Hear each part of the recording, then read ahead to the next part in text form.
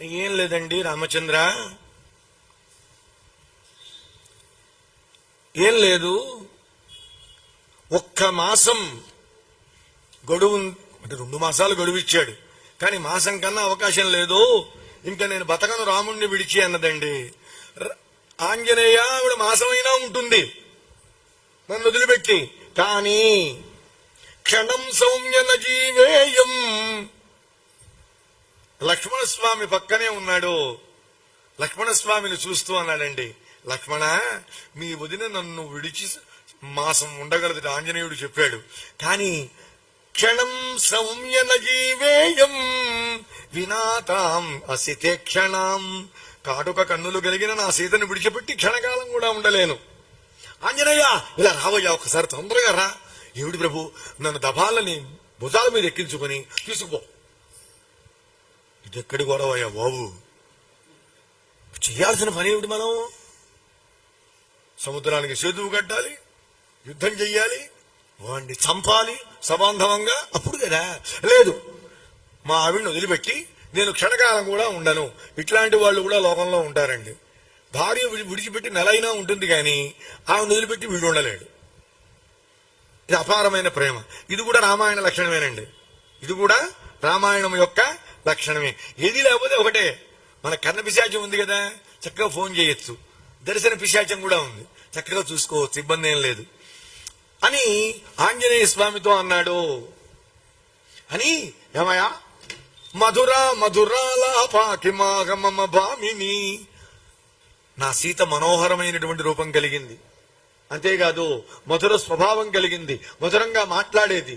ఏమయ్యా ఆవిడ ఇంకా ఏం మాట్లాడింది అన్ని కూడా నాకు వివరంగా చెప్పవాయా ఆంజనేయ, వింటూ ఉంటే నాకు తృప్తి కలగడం లేదు అన్నాడండి. విన్నాడు ఆంజనేయ స్వామి. స్వామి, ఇంతకుముందు మనవి చేశాను వాయస వృత్తాంతమని, అందులో జరిగిన విశేషాలన్నీ వివరంగా చెబుతాను అని ఆ వాయస వృత్తాంతంలో ఉన్నటువంటి విశేషాలన్నీ చెప్పాడండి. అంటే అమ్మ ఎలా చెప్పిందో అలా మొత్తం చెప్పేశాడు. చెప్పి, స్వామి నేను ఒక మాట చెప్పాను అమ్మకి, తావు బహు నరశార్దూలౌ రాజపుత్రావనిందితౌ. ఎటువంటి దోషము లేని వాళ్ళు రాముడు లక్ష్మణస్వామి. ఆంజనేయ స్వామి ఏ దోషము రామునిలో లక్ష్మణస్వామిలో లేదంటే, రామునిలో దోషం చూడటానికి మనమెవరమండి? రామునిలో దోషం ఉందని మాట్లాడే అర్హత మనకెక్కడుందండి? ఈనాడు చాలా గొప్ప ఫ్యాషన్ అయిపోయింది రాముడిని విమర్శించడం, కృష్ణ పరమాత్మను విమర్శించడం, పిచ్చి పిచ్చి మాటలన్నీ మాట్లాడటం. నువ్వు ఏదన్నా ఒకటి రాముడు మనం అనుకునే దానికి విరుద్ధంగా చేశాడు అంటే ఆయన ధర్మాన్ని ఎప్పుడూ తప్పడు, ధర్మ సూక్ష్మాన్ని తప్పడు.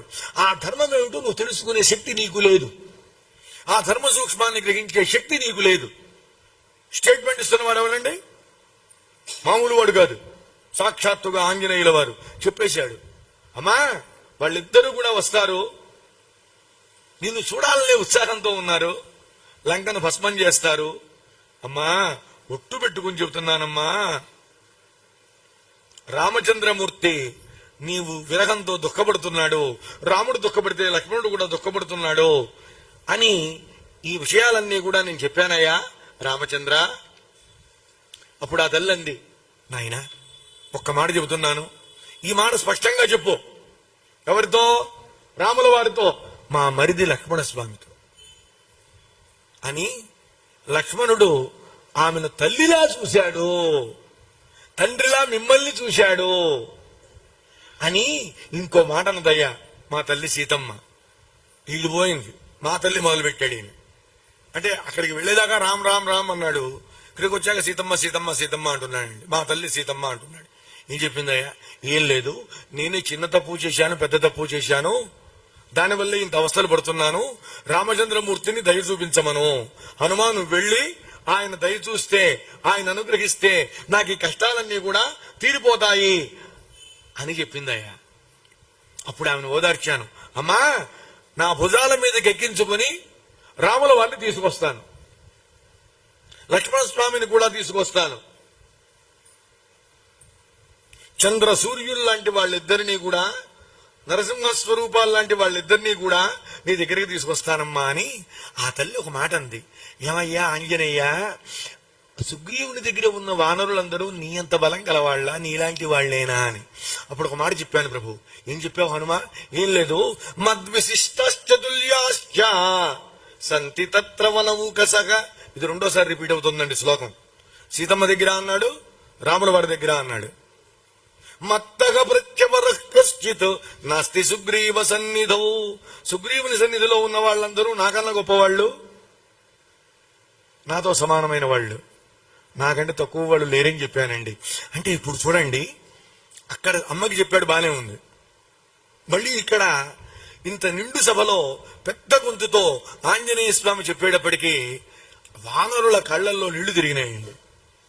ఆంజనేయ, ఎంత గొప్పవాడివయ్యా నువ్వు, ఇంత ఘనకార్యం నువ్వు సాధించి నీకన్నా గొప్పగా మమ్మల్ని చెప్పావు అక్కడ సీతమ్మ తల్లి దగ్గర, నీతో సమానంగా చెప్పావు.